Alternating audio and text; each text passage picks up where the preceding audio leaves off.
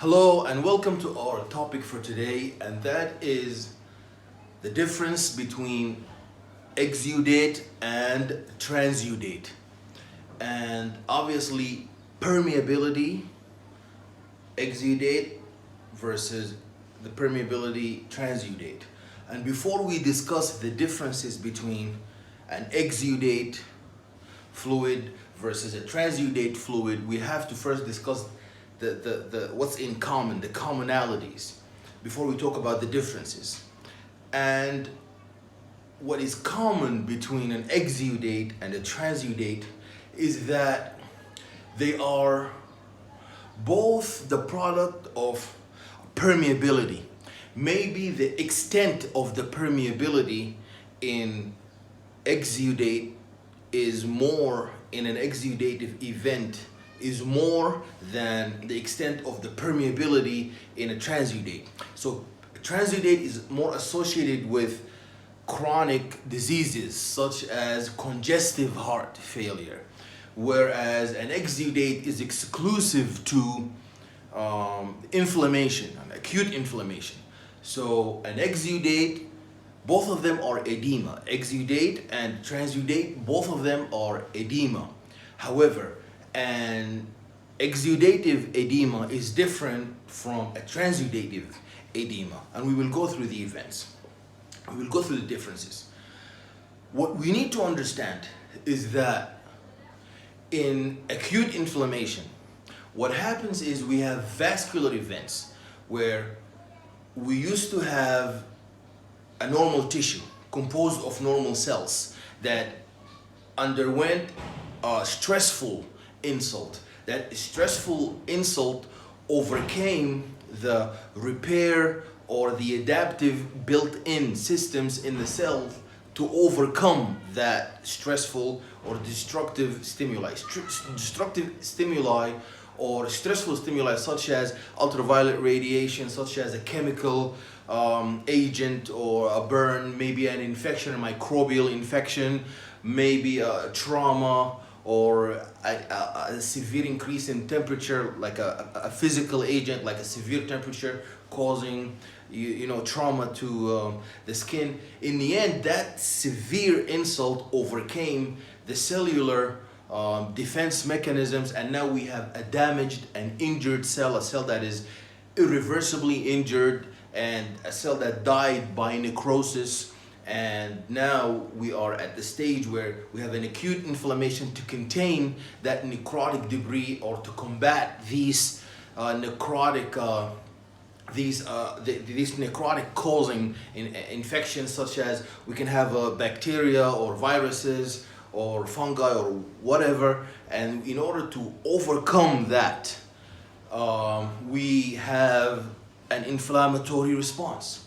So in order for these immune cells to arrive at the site of the inflammation, we already talked about how there are sentinel cells like the dendritic cells and the mast cells and the macrophages. They detect early injury. They are at the frontier and they are at the front lines of detecting. They are like sensors. They detect and they perform a preliminary first line defense against attacking invaders.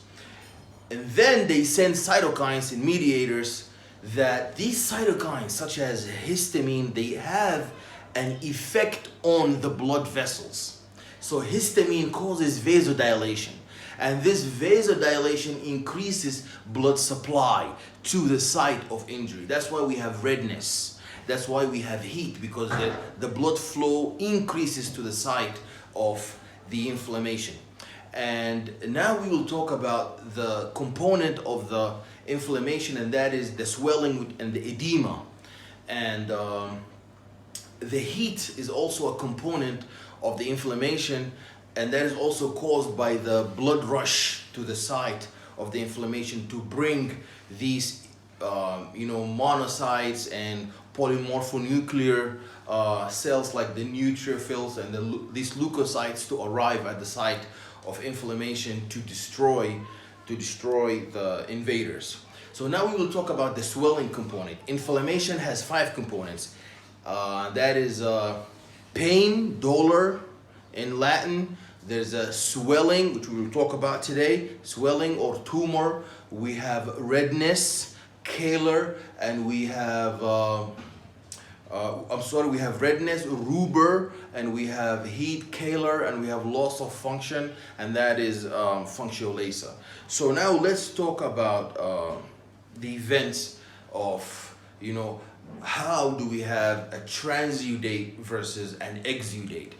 And let's first examine what we have. Okay.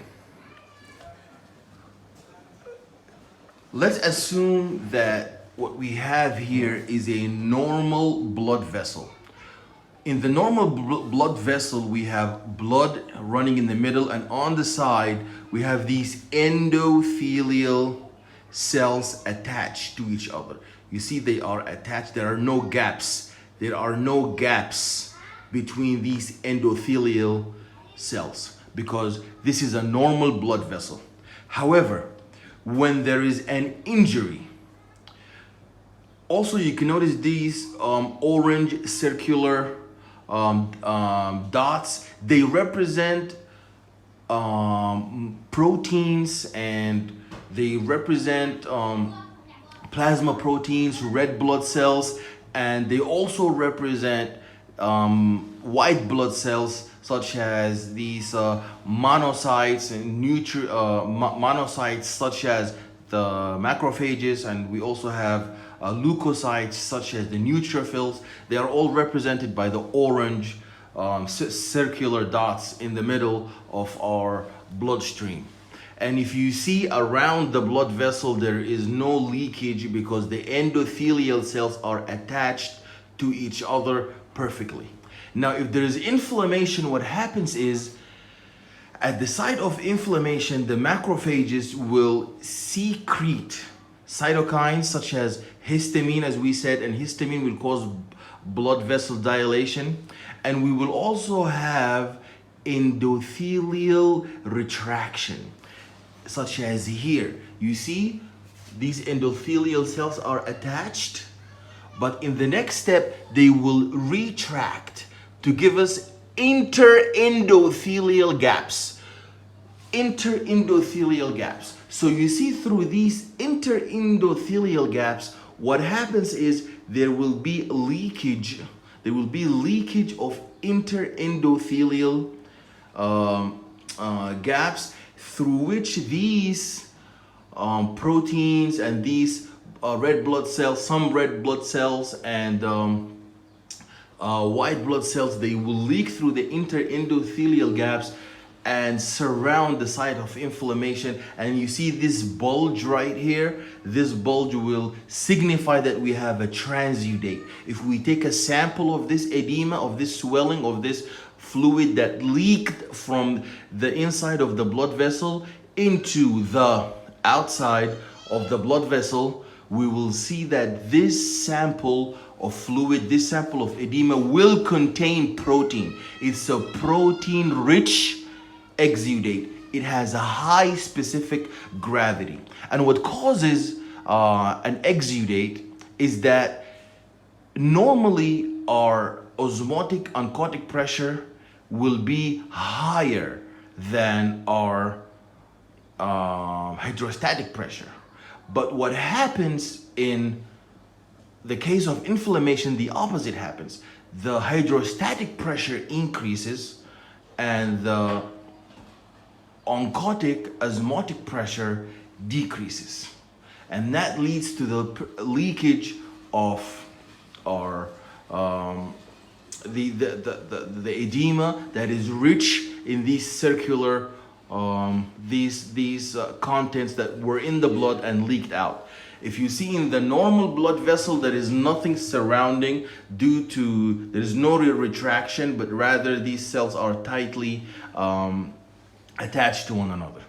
Whereas what we see here, we have in the case of a transudate, so this is an exudate. An exudate, we have a leakage of protein-rich solution that is full of white blood cells and proteins and some red blood cells. and it has a high specific gravity. This is an exudate. While a transudate, there is a leakage, but it is not due to an inflammation.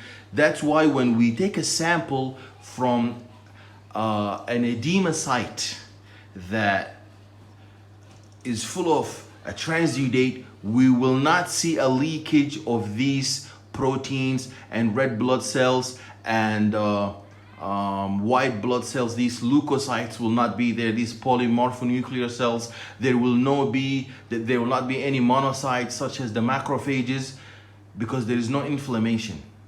There is no retraction of endothelial cells. In fact, there is just little enough gaps that are caused by the engorgement of blood due to the congestive heart failure, and there will be leakage from the blood vessel into the interstitial space, and that transudative solution will lack these proteins. It will lack and will not have the white blood cells, and it will have low specific gravity. What I want to show you here is that if we see this green texture, that is the tissue. We see that we have proteins circulating in the blood, and these are the neutrophils. These are the neutrophils, the polymorphonuclear cells. They are white blood cells. What happens is when there's inflammation, these endothelial cells will respond to the secretion of macrophages to cytokines that cause a retraction. You see, they will retract. They will bend centrally.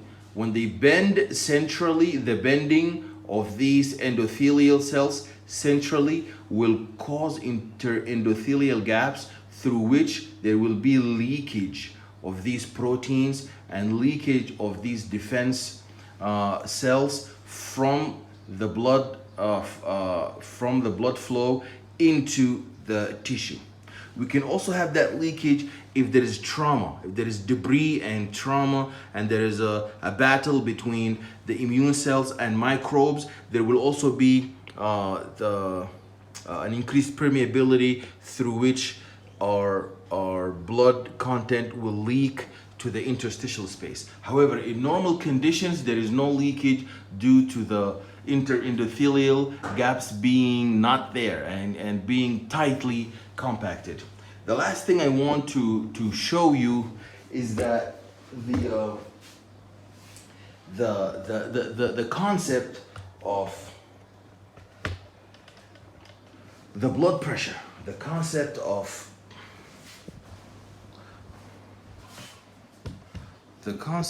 of the blood pressure.